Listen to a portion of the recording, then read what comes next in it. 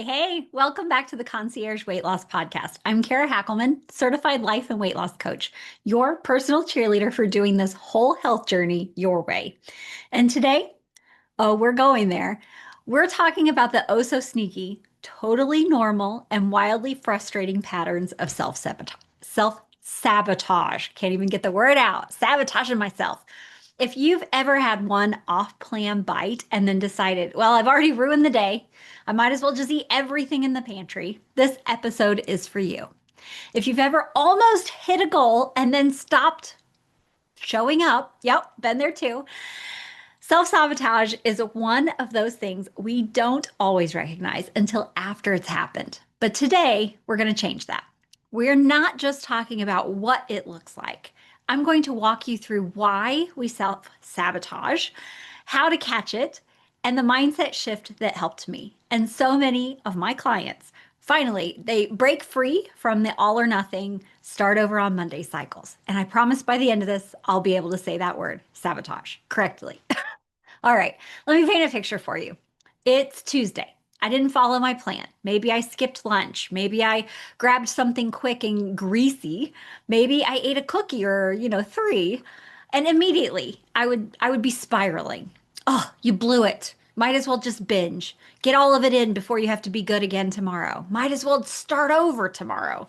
This day is a complete waste. Does any of that sound familiar? That used to be my pattern. I wasn't just making a mistake, I was punishing myself for not being perfect. Instead of stepping into care and compassion for myself, I'd just completely step out. I'd go full speed into I don't care mode. But of course, I did care. I just didn't know how to handle the mistake without judgment, extreme judgment, let's be honest. One day, I heard something that changed my life. It was simple. It's never too late to save the day. Sounds simple, right? It's never too late to save the day. I thought, wait, what? You mean I don't have to keep punishing myself for messing up? I don't have to waste the entire day. I don't have to wait for a fresh week or even tomorrow morning. I could just decide to stop the spiral now. That blew my mind because for years I thought success meant doing it right, being perfect. And when I couldn't be perfect, I just threw in the towel.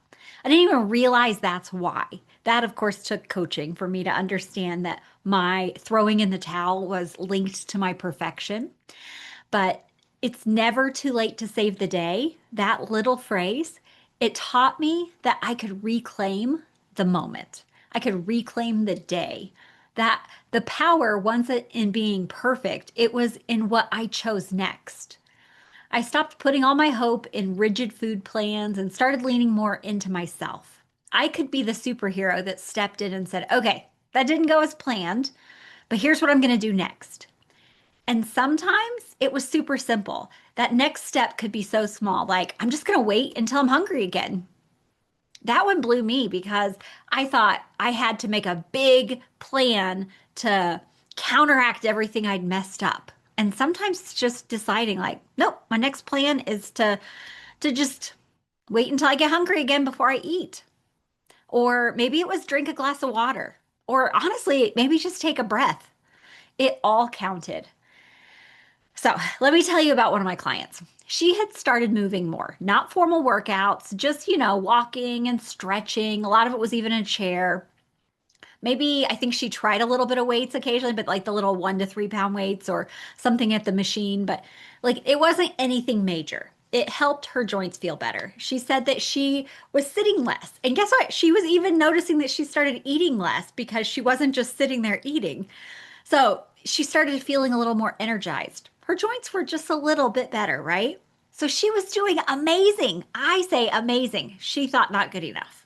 And then her brain went, this is great. Let's make it a real workout plan, because everything she did before must have been fake.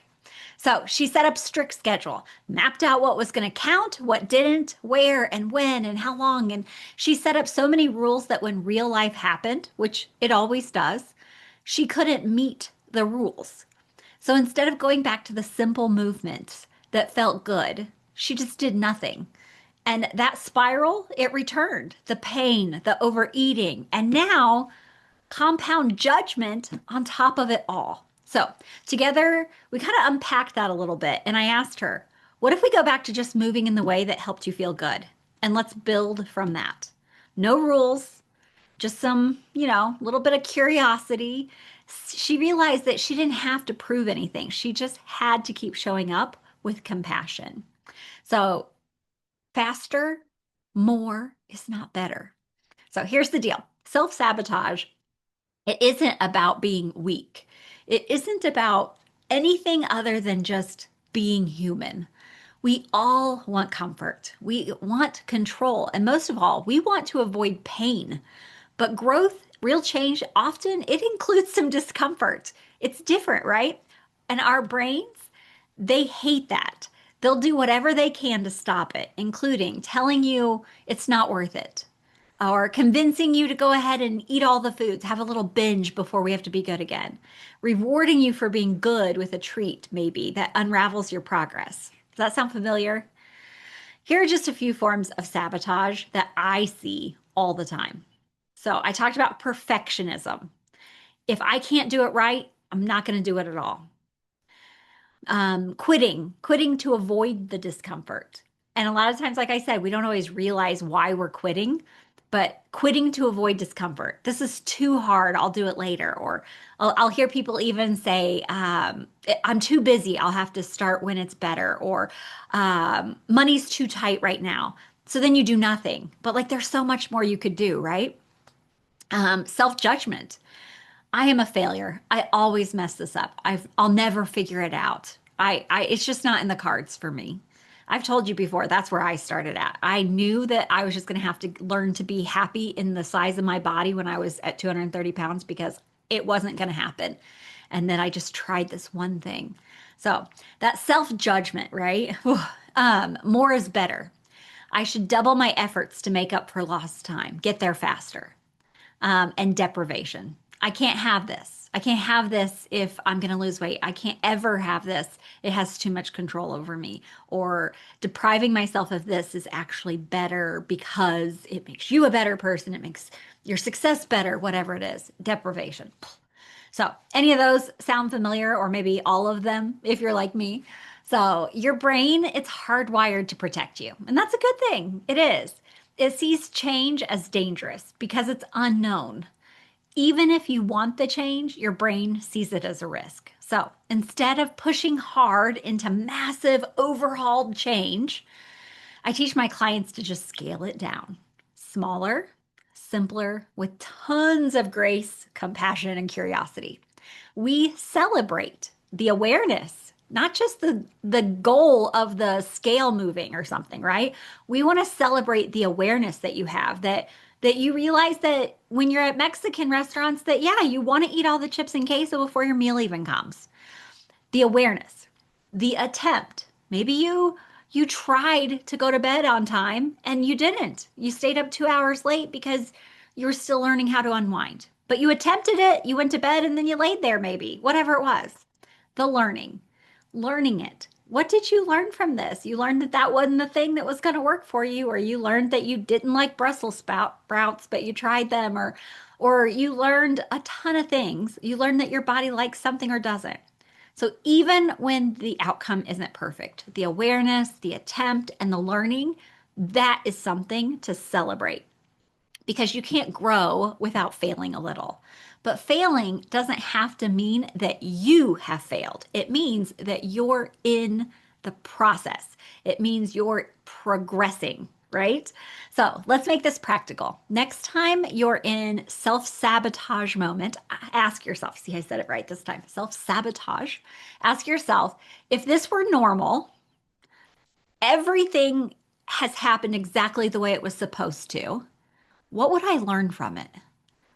If I'm not judging myself, is what I'm asking you. If I'm not judging myself for how it happened and it was supposed to be happening this way, what would I have learned from it? And then what would I do next? And then maybe my favorite, you could say, what's the next best decision I can make to save the day? I love that save the day. What's the next best decision, my next choice I can make to save the day. Because it's no matter how far off track you think you are, it's never too late to save the day. And as soon as you start asking yourself that, you realize how much power you have. And that criticism and self-judgment, it starts to go away. That doesn't mean you're not disappointed sometimes, but it shows you like there's no reason to have that judgment about it or that criticism. And you start realizing your power and how much control over every single thing you have, and you get that practice, that repetition, that habit built up of making decisions that support your weight loss. Because every moment there are so many decisions. You know how it is as a woman. We have made more decisions before breakfast than most people do. So you can make these small little choices to just save the day for yourself too. And hey, sometimes it's not failure we're afraid of. Sometimes it's actually success. I've had clients tell me, what if I lose weight? And what am I going to have to do to actually maintain this? So we don't want it to be hard if we're going to have to worry about how to maintain it. It needs to be simple, sustainable for the long haul. What if people treat me differently? That's what I've heard. Some people have been afraid that their friends would treat them differently or their spouse would. I've had just as many who thought their spouse would love them more when they're smaller weight versus how many have thought that they wouldn't find them attractive anymore at a smaller weight. I mean, honestly, it goes in all directions. So, and some will say, "What if I gain it back?" Like that would be so embarrassing.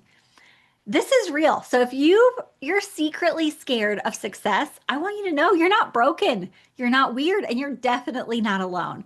It's just your brain doing its best to keep you safe. But growth doesn't require fear. It just requires your next step and your willingness to stay curious. Self-sabotage, I almost messed it up again. Self-sabotage doesn't mean that you're weak. It means your brain is trying to protect you the only way it knows how. And you can teach it something new. You can pause, take a moment, reflect, choose the next best decision again and again. It's just the next best decision. Perfection isn't the goal, progress is. And you're doing better than you think.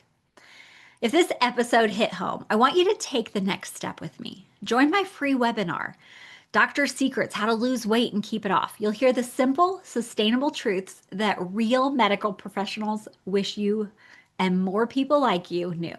So go to coachingkara.com/sign up and grab your spot. Or if you're like ready for a personalized help, want to stop spinning in your own sabotage, book a free personalized solutions call with me at coachingkara.com/free call. We'll talk through your goals, what's getting in your way, and exactly what to do next. So, P.S. You don't have to do better before you get help.